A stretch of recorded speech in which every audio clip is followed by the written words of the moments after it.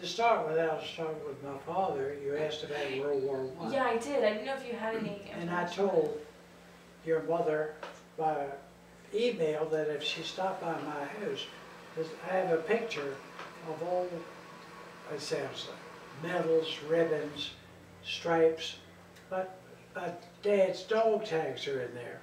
And he too was a machine gunner in World War I. And he served for a while as a messenger, and he found himself as an interpreter. You don't realize that in France, at least at that time, there was the low caste French and the high caste French. And sometimes they didn't understand each other. And so when a messenger came into headquarters, the guy, blah, blah, blah, blah, blah, blah, and the high caste French officer said, would you tell me what this so-and-so is talking about? And my dad had to interpret. Did he speak French? Only, he spoke enough that he could interpret. Okay. As when he got home, he wouldn't talk about the war. But when he cursed, he always cursed in French, so we didn't understand it. If he hit his thumb or something, you know, sacré bon duet, he would say. And I never found out what that stood for. But he was a tough little guy, but he was gassed during the war. And he always had trouble. He snored like a champion, because he had to open his mouth to sleep.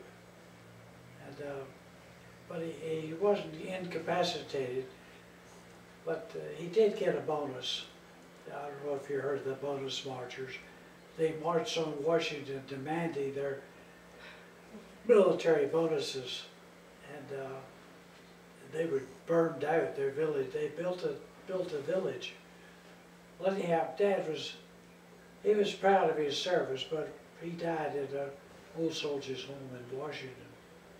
And because while everybody else was there as a career military person, he was there because he was a draftee.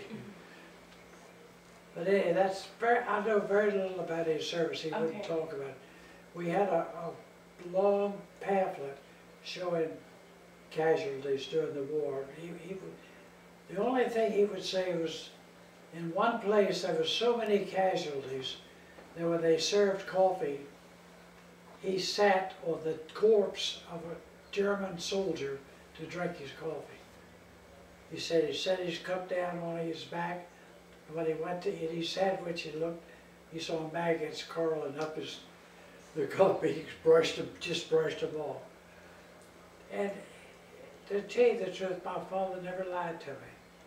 He didn't exaggerate, but that stopped the stories. The Alsace Lorraine, that's why he didn't like what did he like? Don't be a Marine, because the Marines got credit for it, and his men did all the trenches. They was in trench warfare. I don't think I could have taken it. That was tough.